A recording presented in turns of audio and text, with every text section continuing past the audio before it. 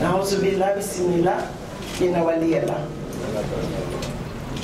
rendons grâce à Allah, le Tout-Puissant. Nous prions sur le prophète Mohammed, sa sainte famille, ses valeureux compagnons. Nous disons encore de Cheikh Ahmadou Bamba Khadimou Rassoul. Nous réaffirmons notre acte d'allégeance au Sauveur de l'humanité, Cheikh Ahmadou Bamba, qui est notre référence ici-bas et dans l'au-delà. Et pour aller vers lui, nous avons un guide, Cheikh Ahmadou Kara Mbacké Noreyni, à qui nous rendons un hommage déférent pour le ministre Abdoulaye Diouf Sarr l'a dit, pour sa mission au service de Bamba et sa mission au service du Sénégal, de l'Afrique et du monde. Nous remercions la délégation gouvernementale qui, comme on l'a souligné, a été sélectionnée, choisie avec beaucoup de munitions par Monsieur le Président de la République. Nous lui adressons nos respects, Son Excellence Macky Sall, et nos hommages à Madame Marième Sall, car n'oublions pas que nous sommes encore dans le mois de la femme, et nous rendons dans cet hommage également, nous associons dans cet hommage Madame Marième Badiane, ministre d'État, et Madame Anta Sarr Diako, déléguée générale à la protection sociale et à la solidarité nationale. Nous saluons également tous les illustres membres de cette délégation ici présents. J'adresse ma ziara aux jeunes marabouts venus de tous horizons qui sont venus aujourd'hui réaffirmer leur soutien indéfectible dans l'union des cœurs et des esprits avec le général de Bamba.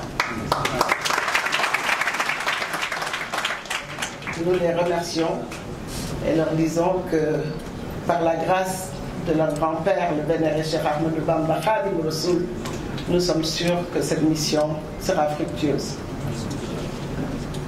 Je voudrais également remercier Moussa Seck, cet agronome spécialiste de renommée non seulement africaine mais internationale, qui nous a gratifié d'un exposé extraordinaire. Je crois que nous avons appris beaucoup de choses aujourd'hui, non seulement sur l'agriculture, mais sur la biosphère, sur le réchauffement climatique, sur beaucoup de choses. Et je propose au général que Moussa puisse nous faire une conférence beaucoup plus élargie, où nous pourrions lui poser des questions et qu'il puisse vraiment mettre en avant toute la science dont il dispose, machallah. Et nous pensons également que le président Macky Sall a intérêt à utiliser cette expertise au service du PSE, dont M. le ministre l'a bien dit, qui constitue le premier axe du plan Sénégal émergent, adossé aux objectifs de développement durable, ODD. Donc le général de Bamba a mis en place un plan Muntaha. C'est le plan, le projet Al-Muntaha, qui porte le nom de Serigne Mountakha Bachir, Khalife général des Mourides, qui signifie l'élu. Nous lui souhaitons santé et longue vie et un franc succès dans sa mission de Serigne Touba sur terre. Ce projet Al-Muntaha, Djibril Ndaw l'a dit tout au début, constitue à faire renaître, à reprendre une habitude qui avait disparu de notre société, les tolu al-larba, comme on les appelait, ou les chants du mercredi. Et ce qui est original, c'est que ce sont les populations locales qui sont chargées de s'occuper de ces chants, de les récolter, et à la fin, le général de Bamba prendra toute la production pour la mettre au service du Khalife général des Mourides et de la communauté mouride.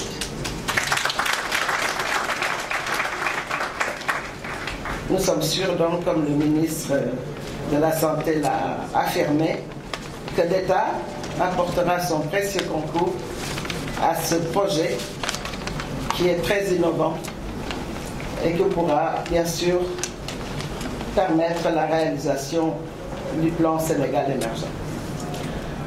Je voudrais maintenant vous parler peut-être un tout petit peu de politique pour fermer cet exposé.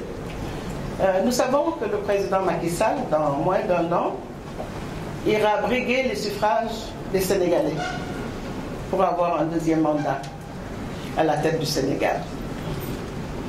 Je pense que ce 2e mandat n'est pas chose impossible. Pourquoi? Parce qu'il a un bilan qui est digne d'éloge. Il a fait des réalisations concrètes dans ce pays depuis 2012.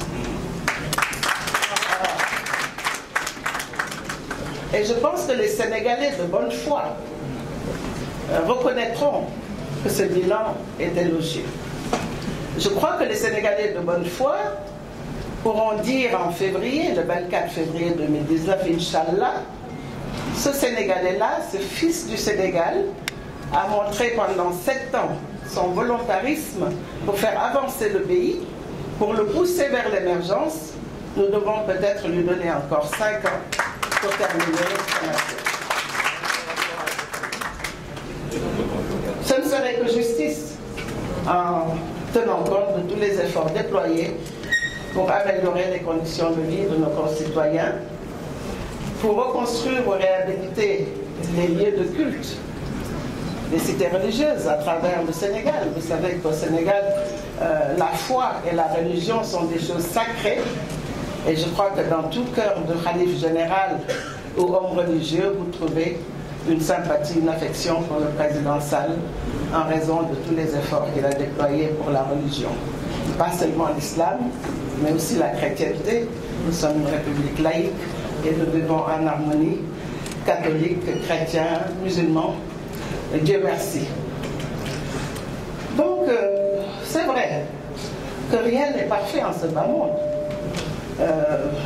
Je sais que quand on parle d'un bilan, il y a un bilan matériel qui est visible à l'œil nu et il y a un bilan immatériel.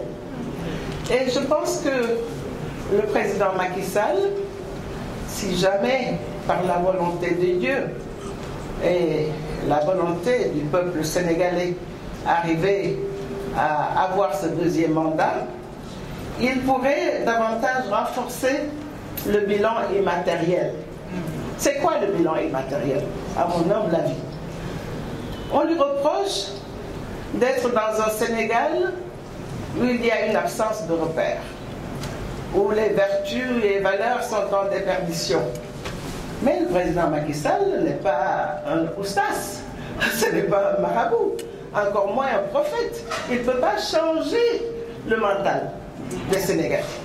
Je crois qu'il faudrait que nous fassions une introspection.